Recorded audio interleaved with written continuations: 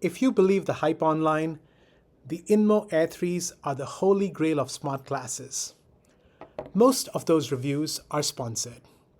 I bought these with my own money to find out what the truth is and what is more hype and marketing. These glasses retail for nearly $1,100. For that price, I expected magic. Instead, within the first few minutes, they were literally too hot to keep on my face. The concept is fascinating, but the reality, it's complicated. In a nutshell, these glasses are fundamentally different than the Meta Ray-Bans, the Even Realities, or the Roku glasses. These aren't just a display or a notification center. These are essentially plastering an entire Android computer right on your face. In theory, that sounds like a superpower. Unlike other glasses, you can actually install and use most things from the Google Play Store. That could include Gmail, Netflix, YouTube, or even Microsoft Word, and you could use these with no one around you having a clue. That sounds pretty incredible. But that's not quite how it played out for me. Let's start with usability. Right out of the box, as I set up the glasses, I found that the left arm was heating up significantly.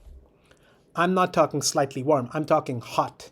It gets to the point where it can actually hurt your ear.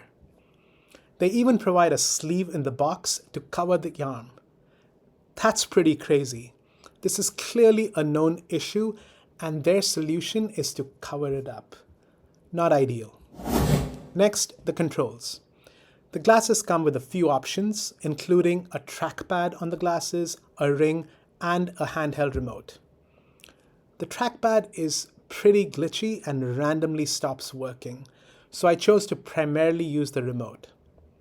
That wasn't ideal either, since the controls are somewhat cumbersome and sometimes unresponsive. Try setting up a keyboard where you have to click one letter at a time using a remote, and it's not very easy. It was incredibly frustrating. Then there is the physical build. They come in at a whopping 135 grams. Let's put that in context. The Meta display glasses, which a lot of people consider to be too heavy, weigh in at 70 grams. These are nearly double the weight of the Meta displays. Now, despite that, the weight distribution is actually decent. But the build quality doesn't match the $1,100 price tag. The plastic feels a bit cheap. And don't even get me started on how they actually look. You can clearly tell these are tech glasses, and there's no way I could pull these off in a work environment. And then there is the audio. If you are used to the sound of the Ray-Ban Metas, lower your expectations. The speakers on the INMO are tiny, they lack bass, and they leak sound everywhere. If you plan on listening to podcasts or music, you will absolutely need Bluetooth earbuds.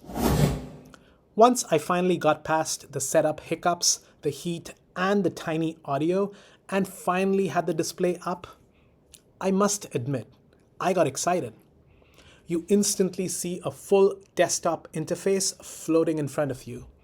You can connect a Bluetooth mouse and keyboard and literally work from a coffee shop without a laptop. I tested use cases like watching YouTube and Netflix, and they worked fine. This felt like a big plus compared to any other display glasses. Imagine being on a flight and watching a movie on a private screen, but without wearing dark sunglass lenses, as would be the case while watching a movie on something like the X-Reels. The transparency means you stay aware of your surroundings and it doesn't feel awkward. However, very quickly, the cracks start to show. First, the display. While the center is sharp, the edges blur out due to the optics. You can't adjust it enough to fix it. This also kills the outdoor experience. I tried using Google Maps while walking. Between the small field of view and the motion blur, it was disorienting. These are definitely sit-down glasses, not walk-around glasses. Then there's the battery life. If you lower the brightness and watch a downloaded movie, you might squeeze out 2 or 3 hours. But the moment you turn on smart features like AI or translation, or even just the camera, the battery tanks. I'm talking less than an hour in most cases. Next, I wanted to test the things I regularly use on my Meta or even reality glasses, such as translation and AI and teleprompter. Well, here is the bottom line. The AI features, as an example, are cool when they work, but they are a huge battery drain and they often feel glitchy compared to optimized apps on other glasses. As another example, rather than a teleprompter popping up right in front of you, you would have to find an app, install it, test it out on that screen, which is not optimized to be on the go, etc., which feels like a lot of hard work. And what about the camera? Other smart glasses make this a huge point of emphasis. INMO, in theory, advertises a 16 megapixel sensor and also gives you a lot of control over settings such as exposure. But when you dig into the settings in the app, you find that it's often locked to 8 megapixels or lower in practice.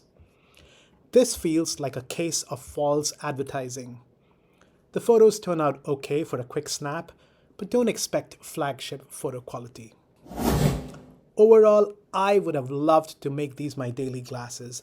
The ambition is clearly there, but the reality of the heat, the clunky controls, the battery anxiety, and the unfinished software makes this feel less like a polished consumer product and more like a developer kit. If you want something that just works, this isn't it.